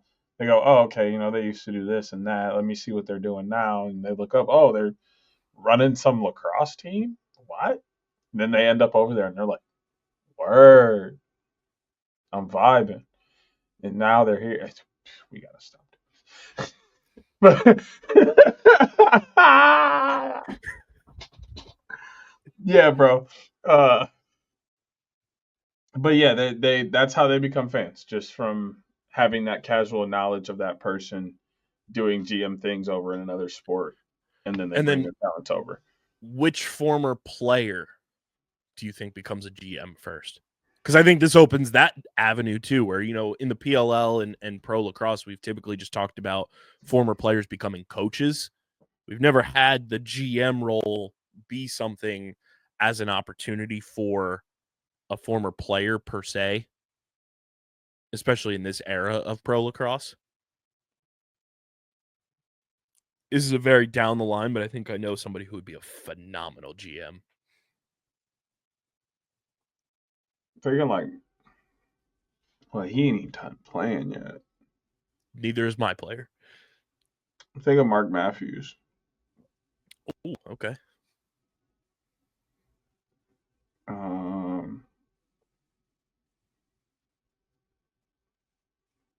Who else? I was going to say Tom Schreiber. That was on my mind. Troy Troy Ray. Yeah. I'm like trying to think of like numbers guys that we know. I'm not even trying to think of numbers, guys. I'm thinking of guys who like. Give me Jeff, bro. Jeff T's gonna be a GM one day, and he's gonna run a rocking ass squad. Or he's just going to Gonna be escape insane. into the mountains and we'll never hear from Jeff again. No, you know who would be You're funny for that. You know who would be a good GM? And I don't think it's all that out of the question because he's still intertwined with the PLL, and I love him in the role that he gets the opportunity to be in when it rolls around. I think Jeremy Thompson would be a fantastic GM.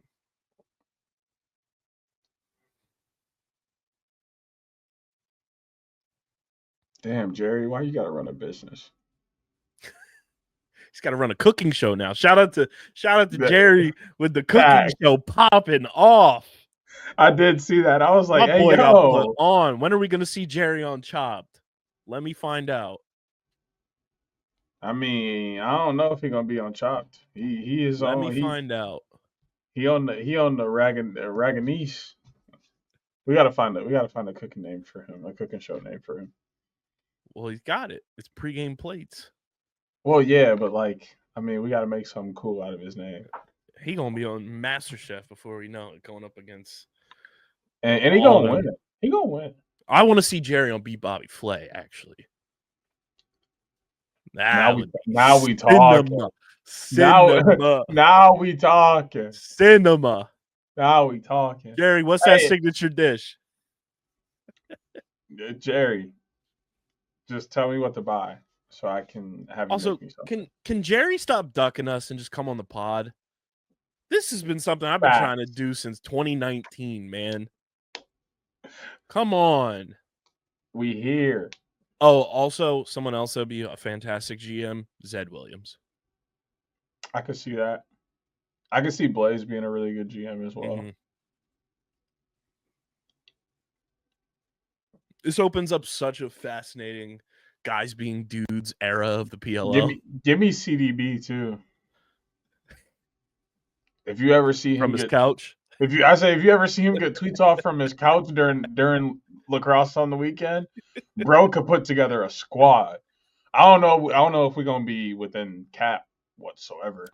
He might be coming out of pocket like a motherfucker, but I have the perfect GM, and he's available right now. I mean, he's running his own business, but I think Deemer Class would be exceptional in the GM role. Deemer Class would be great. Speakpipe.com/OTBLaxPod. Leave us a voicemail who you think would be a good GM in the future in the PLL. I think Dom Starzia could be a pretty good GM too. I think if it was 2019 and it was like set that way, I think Dom would have been a welcome GM. that. Yeah. But yeah, let us know, speakpipe.com/OTBLaxPod, who you think would be a great GM in the PLL and which team you think would benefit the most from the splitting of head coach and GM roles in their organizations. Last bit here. I know this is Deej licking his lips, rubbing his hands like Birdman, ready to rock and roll. It's his time to shine.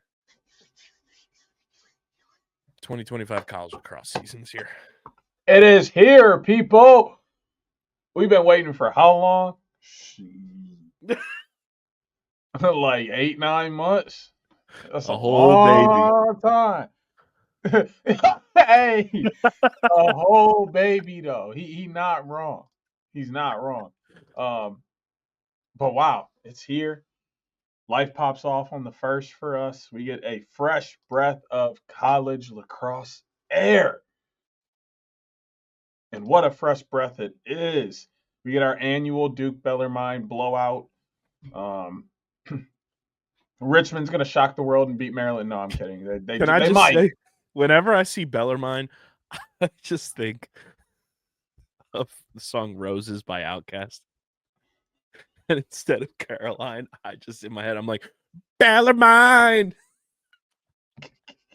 You're hilarious. They're the reason for the word, bitch. Just playing.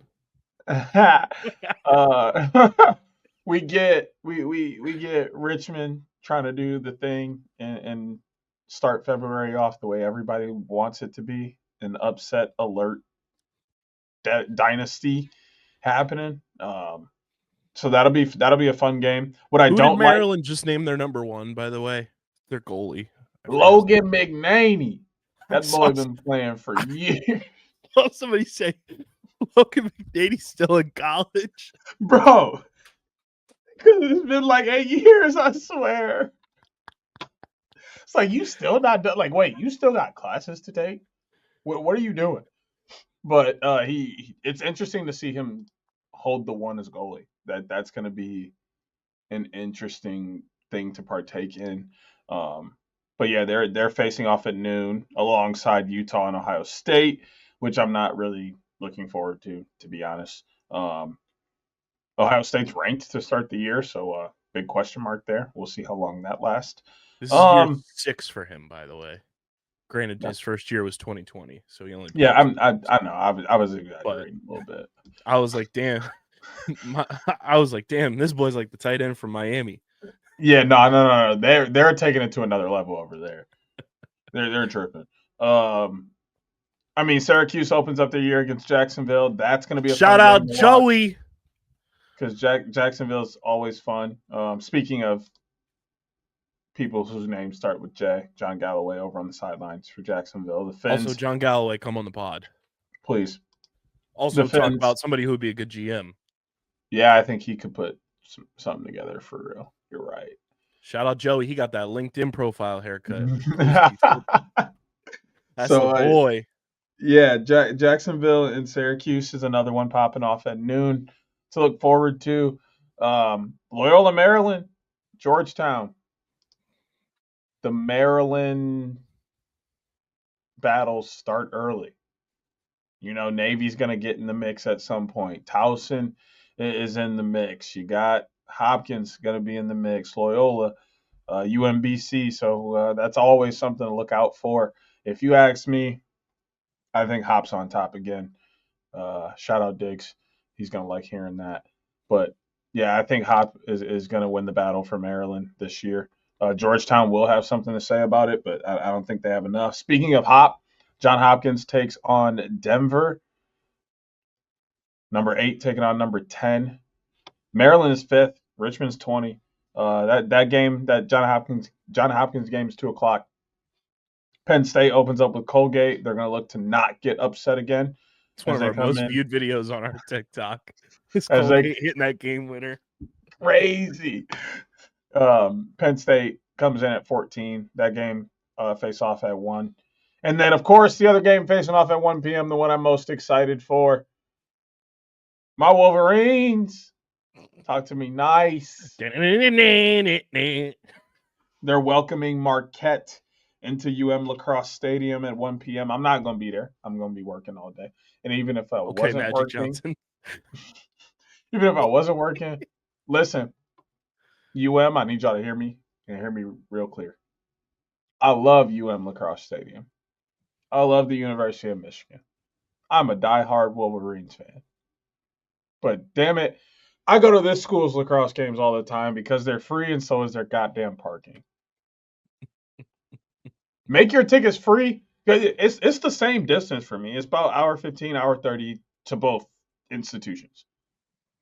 Make your games free. I will be there. You keep making me pay $6. I know it's cheap. This man. But at the end of the day, your Big Mac tolls are more. Nah, because I'm using my McDonald's points. Some hoes free. I swear to God, McDonald's doesn't sponsor our fucking college segment. I swear to God, I'm gonna blow up. It's been super. We're gonna be switching that to some damn Whoppers instead. Let's get on it. Hey, I got crowns there, so yeah. I them hoes. I got points everywhere. Hey, what's the point of having rewards if you ain't gonna get stuff for free? Valid, bro. Let me tell you, them Wawa rewards. Whoo! I'm finna sign up. That's one of the best rewards programs in the business. I'd be over there enough. Ohio State gets a warm-up game on Tuesday against Detroit Mercy, 3 p.m. I thought you were talking about the Utah game. I was like, that's so disrespectful. A warm-up game week 1 is crazy. Nah, they got Mercy in the middle of the week. And then those J-Hop Blue Jays. J-Hop Blue Jays on the road this time, going right down the street, taking on Townsend, who's coming in 17th. That's gonna be their first game of the year. Yeah, but that's it. I mean, there's some other games that are out on the market, but unfortunately, the NCAA has not updated their page, so I cannot tell you what's happening all around the country in some notable spots. And ESPN is really only putting the notable games up there. So, shout out to Blue and being considered a notable game for ESPN. Hey, they ranked, but I need them. I need them to boost that up. 15 is not high. Hey, what I'm upset about is Michigan beat Penn State multiple times last year, and they're ranked under them. They beat Maryland multiple times last year, and they're ranked under them. I know we ain't got the same recruits, but damn it, Michigan been balling. They won back-to-back Big Ten championships, and what does that mean? Nothing, apparently. Because J-Hop, yeah, ranked higher than us. Penn State, higher than us. Maryland, higher than us. Is Rutgers ranked? Is Rutgers ranked? Because I might go crazy if Rutgers is ranked. Above us.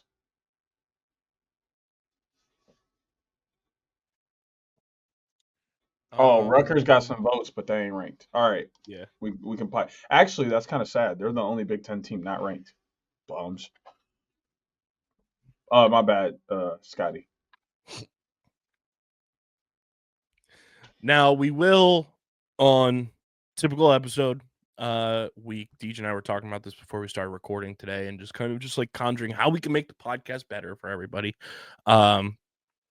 Typical episodes when we record Thursdays into Fridays, we'll have college stuff, and if stuff happened during the week that's of note, we will talk about it on these. But we are conjuring up. Now, we don't know if we'll be able to get it off the ground this weekend just because of scheduling, because it came to us in a vision today. But we are working on a weekend recording episode that will drop on Mondays, same podcast feed, on the OTB channel in video form with Deej and Hoots to get Hoots more in the mix. Hoots has a little more college connection than I do, obviously with his Denver roots. And we just want to get Hoots more in the mix because he's good at what he does, and he's Hoots on the ground in Denver for us all the time. But it's something we're working on.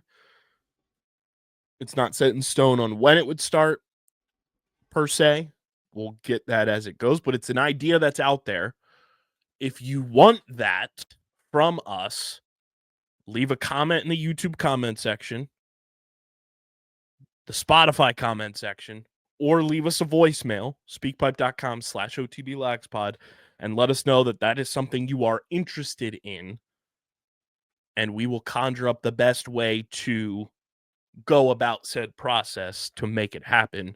Nothing would change for you guys on the podcast feed wise. The only thing that would change would be the video version would be on the OTB YouTube channel. Just to clear things schedule wise on the main channel and everything. And as we look to grow our other franchise podcast YouTube channels specifically, I think it's a good way for that. And then obviously we'd have like a whole bunch of stuff going on there and just building towards more content from OTB. So if you want the college show, which I think we would just call it the OTB college show or college pod, something like that, let us know. And Deej would be steering the ship there. There would be obvious like college centric guests on that show if we were able to get them, obviously. Which would also not prevent them from coming on episodes with myself and Deej. But let us know. YouTube comment section, Spotify comment section, speakpipe.com/OTBLagsPod. Because I think it would be the best route for us to properly discuss college. That way you guys aren't getting us going through just box scores every week of every college game under the sun. Deej and Hoots can kind of pinpoint games that make sense to talk about, and you wouldn't have us giving you 3-hour episodes every single week during the college season. So let us know. Deej, any final thoughts before we get up on out of here?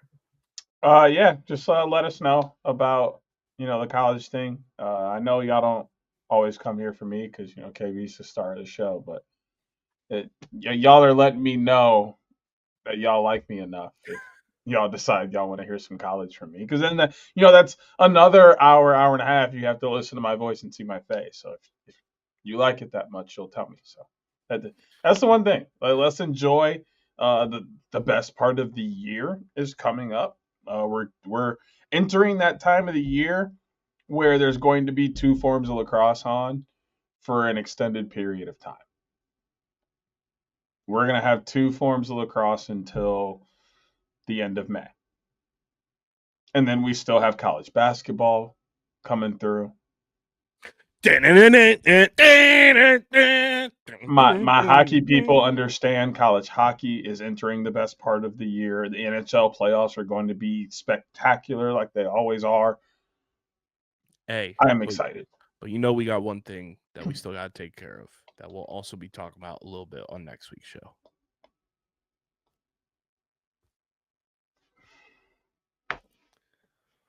I am only happy because Hi, Brian. Hi, Brian. I'm only happy because it's good for the business. It's good for the business. You also don't want to see the Chiefs win. I mean, yeah, I don't want to see the Chiefs win, but don't make me sound like a hater. I'm just saying. You're not. It's just one of those things that it's like. I just want everybody to know that I'm still deep in despair about my Packers being not good enough to succeed. But if you were to lose to somebody, you lose to the champs. That's fine, I guess. Like, and then we don't have Kermit the Frog running around like, haha, look, guys, they 3-peated. I'm not a moral victory guy. I know. I would be I would be more happy that Patrick Mahomes does. Well, not Patrick Mahomes. The Chiefs. Let me be. I like Patrick. I hate what the NFL is doing for him. I don't like either of it. But I would be very happy to not see. I would be more happy the Chiefs don't have a third championship than I would be upset that the Packers didn't win it. Plus, So, then you would see me in an Parade. all-new form. In an all-new form. Oh, I bet. Are you excited for the Pro Bowl games, Teach? I've been seeing some clips of some of the AKA skills. the 2028 Olympic tryouts. Facts. I've been seeing some of the skills and stuff, but I am excited for the flag football game. I'm also very excited for the Puppy Bowl. There's 2 puppies from Michigan playing this year, so I think that's pretty cool. But I'm really excited for the ending of football. The end of football is a very exciting time of the year for me. I get to stop thinking about my fantasy teams that cause me so much despair, and I get to enjoy the best part of the sports world, which is combat sports and lacrosse, with no distractions from football and how bad those teams make me feel on a regular. I mean, I'm a Michigan fan and a Green Bay Packers fan. Like, I've done it to myself in the simple fact that my fanship, we want greatness. So when we don't get it, we get mad. And that's how both of these franchises are set up. So I did it to myself. So excited. So excited. And we're always good enough and then not. And then we have this one year that's just magical. 2011, 2024, and now. Hey, you got them, though. Can't take it from you. Hey, can't take it. Banners, trophies, flags, they all fly and hang and sit in cases forever. And some of them get stuck into ground and then fall over. As long as you don't plant them in the middle of a field in a certain state, you won't get a felony. It's so soft. Also, before we get out of here, make sure you check out our merch partners, PHI Apparel Company. Go to phiapparel.co. Stand out in the crowd. They've got big game merch. If you're an Eagles fan, check it out. Use code I think it's, let me pull it up here. I don't want to get it wrong. I posted it today and I'm already forgetting what it is because that's how my brain works. It is code SBLIX for 10% off. Code SBLIX for 10% off at phiapparel.co, or you can use our code underground, get 10% off as well. That's all year round. Be sure to follow us on the socials at OTB Lax Pod. Follow DJ SCS_next great. Follow Chase at the PLL Pipeline. Follow Hoots at Hoot Sports Media. Follow me at KBIZZL311. Subscribe to the pod, Apple, Spotify. Leave a 5-star review. It goes a long way for helping this show continue to grow. Helps more people find OTB and all of our podcasts here at Underground Sports Philadelphia. Subscribe to the Underground Sports Philadelphia YouTube channel, youtube.com/@Underground Sports Philadelphia. Deej, we are now at 970 subscribers, so we're 30 away. 30 away from 1,000. Let's make that happen before February 7th.